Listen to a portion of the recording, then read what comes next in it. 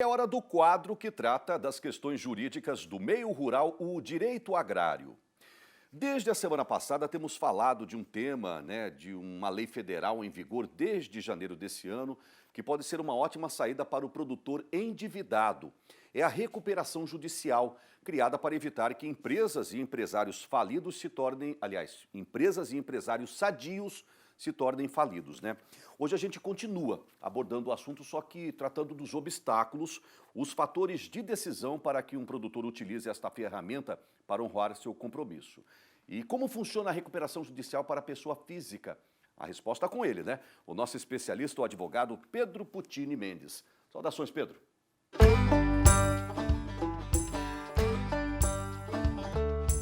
Falamos anteriormente sobre a recuperação judicial, como funciona, se era possível ou não ao produtor rural se utilizar dessa ferramenta jurídica, e hoje vamos trazer mais algumas reflexões para o produtor rural e empresário rural que ainda tem dúvidas. Primeiro, a respeito dos obstáculos. Eu falei que esse assunto ainda é, de certa forma, um tabu.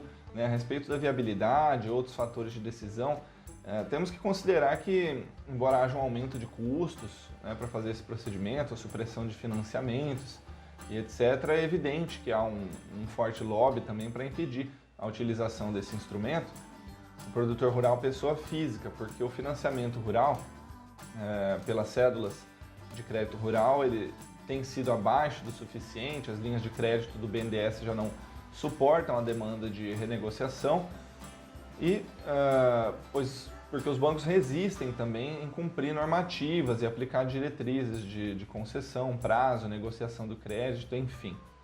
Ao que parece, também há uma pretensão de esticar essa corda, onde muitos acabam entrando em complicações financeiras, como temos visto execuções de dívidas contra produtores em quebra de safra, lavouras financiadas por cédula de crédito rural, e ao apresentar pedidos de prorrogação junto ao banco, os bancos negam esse direito, mesmo fundamentado nas normativas existentes. Por isso, uma das alternativas pode ser a recuperação judicial, a depender de cada caso.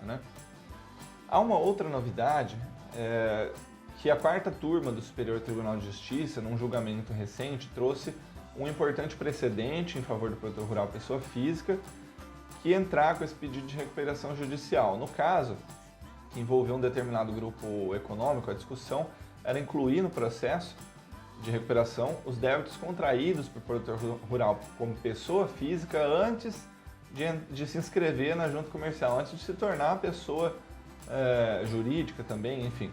A quarta turma do STJ, ela entendeu então que as dívidas contraídas pela pessoa física antes da inscrição na junta comercial podem ser incluídas, já que esse registro ele tem uma natureza meramente declaratória e não constitutiva. Mesmo assim, ainda ficam dúvidas nesse processo de recuperação judicial, por isso que a gente vai esclarecer mais um pouco dessas dúvidas hoje. Qual é o custo do processo de recuperação judicial? Responder essa questão ela não é uma tarefa muito fácil, mas os custos dependem diretamente do montante da dívida que está envolvida nessa futura renegociação. As despesas para entrar com essa ação de recuperação judicial, ou seja, custos judiciais, honorários do administrador judicial, custas de recurso, dentre outras, são calculadas com base no valor do passivo, ou seja, no montante da dívida. Então, obviamente, como em qualquer ação judicial, pode, no decorrer do processo, surgirem outros custos não previstos, mas os principais são possíveis de mensurar.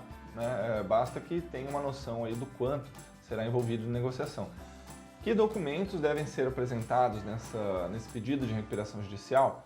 Aí vamos para aquela lei que eu citei, que foi alterada, cuja vigência da alteração entrou em 23 de janeiro desse ano, é a Lei Federal 11.101 de 2005, Lei de Recuperação Judicial e Falência. O artigo 51 dessa lei ele traz uma infinidade de documentos que devem instruir esse processo. A grande maioria desses documentos é de origem contábil, de fácil acesso, porque estão alinhados com o propósito o próprio desenvolvimento da atividade comercial, rural.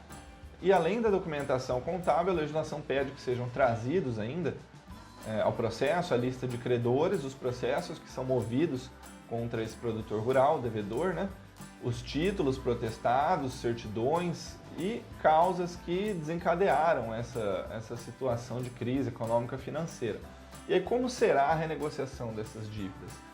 O processo de recuperação judicial, ele é justamente uma alternativa para quem não consegue mais renegociar suas dívidas em virtude da resistência desses credores. Basicamente, a renegociação dos débitos, ela passa pela apresentação de um plano de recuperação por parte do devedor. Nesse plano, o devedor ele expõe aos seus credores o prazo, né, a forma, o tempo que ele vai fazer esse pagamento e que ele poderá se capitalizar para honrar esses compromissos, certo? Bom, depois da apresentação do plano, chamado plano, aí vai ser designada uma data para a realização de uma Assembleia Geral, onde se discutirá a viabilidade do pagamento dos débitos a serem realizados na maneira em que foi colocada nesse plano. E nessa Assembleia que a negociação efetivamente ocorre, mediante alguns ajustes no plano, nas condições que estão descritas nesse plano, dentre outros fatores. Tudo para alcançar o fim maior, que é recuperar as atividades desse devedor, né, e mantê-lo longe do processo de falência. E quais os benefícios que esse processo pode trazer para o produtor rural, né? Bom, sem dúvidas, o principal benefício é a manutenção das atividades empresariais que estão sendo, de certa forma, engolidas pelas dívidas, né? Correndo o risco de ser paralisadas ou até mesmo inviabilizadas por execuções. Imagina, são vários processos de execução individualizados, cada um buscando satisfazer o seu crédito e penhorando parte do negócio, né? Então, cobranças, penhoras de bens, equipamentos, faturamento, uma bagunça que vem a ser organizada pela recuperação judicial. Outro grande benefício é a possibilidade de renegociação de débitos com credores que não mais possuem interesse em incentivar a atividade ou liberar recursos para a manutenção dessa atividade, né? Então, essa negociação ela tem um principal objetivo de colocar a dívida dentro de um patamar, vamos dizer assim, pagável, né? E isso com uma determinada carência, diminuição de juros, entre inúmeras outras formas de redução desse passivo. Mais uma questão, é possível ingressar, uma pessoa jurídica ingressar com a recuperação judicial? Qual modalidade é menos onerosa, enfim. Em virtude desse novo entendimento do STJ, a resposta é que sim, né? Que apesar do registro mercantil do produtor rural, segundo a legislação civil, por ser uma faculdade, não uma obrigatoriedade, né, o STJ entende que, para cumprir os requisitos da Lei de Recuperação Judicial e de Falência, deve fazer sua inscrição na junta comercial. Então, são algumas de muitas outras dúvidas que podem surgir, né, ao decidir pelo processo de recuperação judicial, e a gente deixa esse espaço aberto para mais discussões. Numa próxima edição vamos falar um pouquinho mais. Saudações e até a próxima.